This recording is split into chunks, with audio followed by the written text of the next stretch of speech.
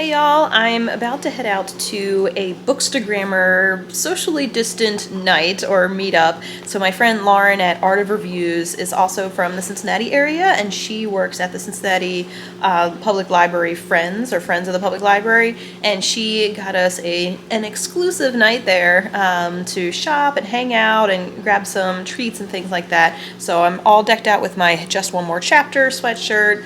You know me. Yeah, I couldn't resist. And I'm also meeting up with Liz at Elizabeth Walsh on Instagram to do some shopping there. So I might get some holiday gifts, some things for myself. So why not? It's a good cause, a good way to hang out with folks, build the sense of community. And I'm thankful that Lauren thought of this and that it's a good way to kind of welcome in the holidays.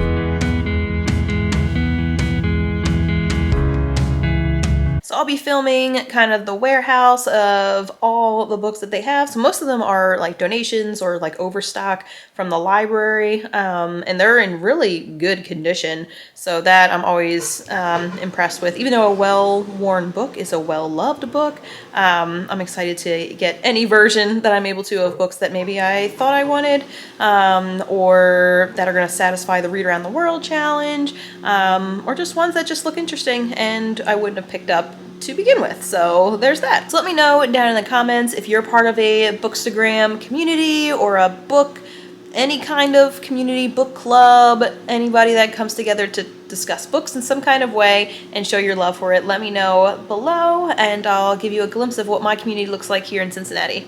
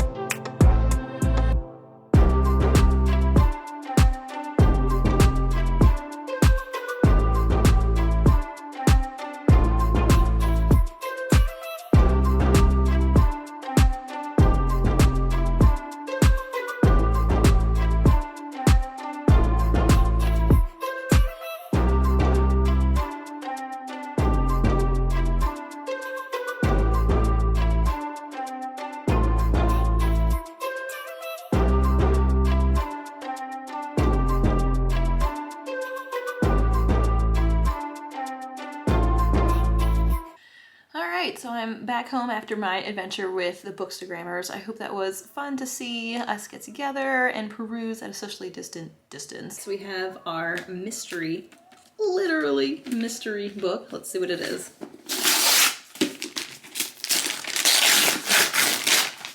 Ooh, Harlan Coben's Runaway. So I have a few books by him, but I haven't heard of this one. So yeah, adding to my shelf.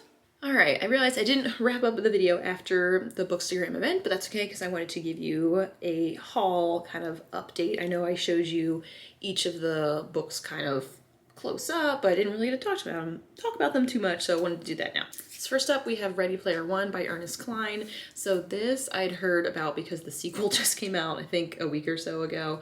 And I'm like, I'm having some serious FOMO. So I listened to the audiobook, absolutely loved it. And then while I was at the Cincy Friends, I saw this and I'm like, yep, gotta add it to my collection. So I wasn't, that sounds bad, I wasn't really expecting to like it. I just didn't know what to expect, really.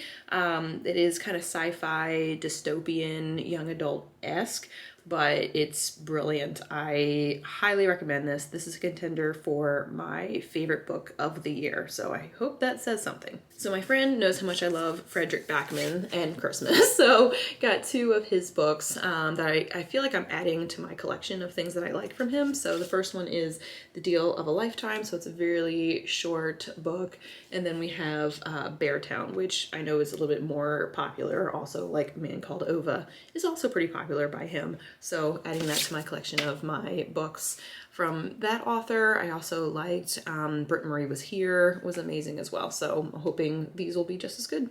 And then we come to some popular fiction, as well as ones I liked the cover of, or the description sounded pretty cool. So the first one is Anna K by Jenny Lee, and I didn't realize this is a retelling of Anna Karenina, so I was automatically sold, even though I haven't read that book yet. I've seen part of the movie.